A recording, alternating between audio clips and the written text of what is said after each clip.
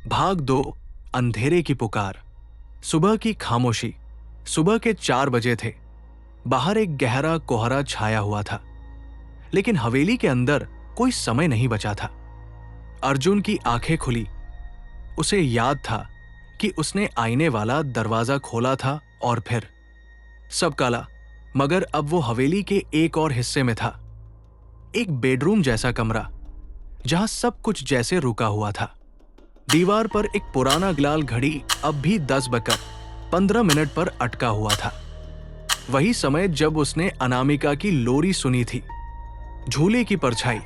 कमरे के कोने में एक झूला था, बहुत हल्के से आगे पीछे हिलता हुआ, जैसे किसी ने अभी अभी उठकर छोड़ा हो। अर्जुन ने कैमरा फिर चालू किया। आश्चर्यजनक रूप से उसकी बैटरी फिर से 45% पर आ गई थी।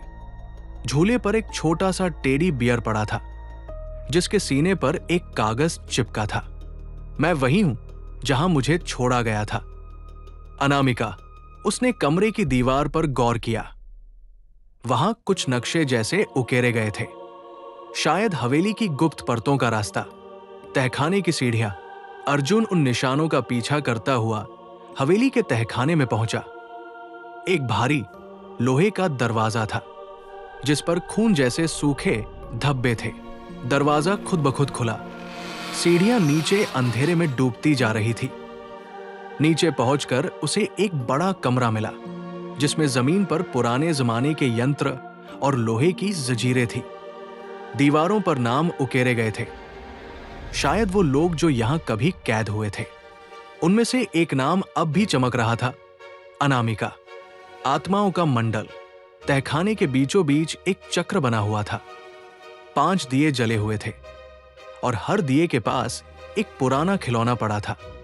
अर्जुन ने जैसे ही अंदर कदम रखा, दिए की लौ एक एक करके बुझने लगी।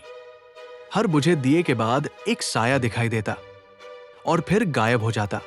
फिर एक बच्ची की आवाज आई, बहुत धीमी मगर साफ। तुमने मेरा टेडी देखा?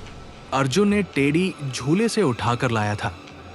जैसे ही उसने टेडी चक्र के बीच रखा, हवा ठंडी हो गई और सामने अनामिका की परछाई बन गई। अनामिका की कहानी। अनामिका की आत्मा अब सामने थी। उसकी आंखों में आंसू थे और आवाज में थरथराहट। रघुनाथ सिंह ने मुझे यहां बंद किया क्योंकि मैंने सच देखा था। वो आत्माओं को कैद करता था। उनके डर से, उनकी यातनाओं से उसे ताकत मिलती थी। तू वो पहला है जिसने मुझे सुना, देखा और जो कहानी लिख सकता है। अर्जुन ने पूछा, क्या मैं तुम्हें आजाद कर सकता हूं? अनामिका ने सिर हिलाया। सिर्फ अगर तू मेरी कहानी पूरी करेगा।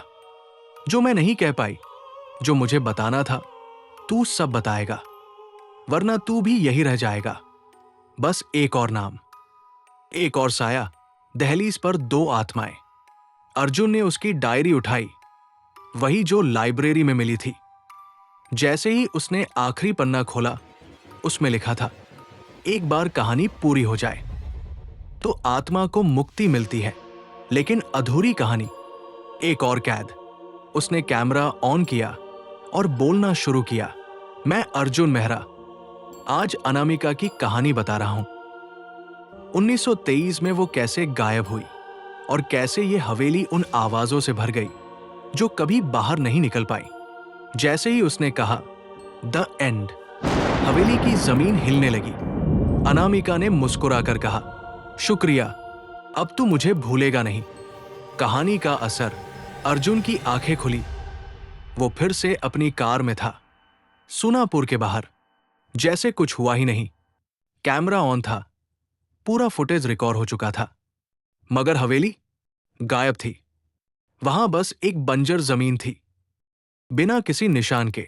पर अर्जुन के हाथ में अब भी वो डायरी थी और आखिरी पन्ने पर लिखा था, भाग 3, समय की दरारें।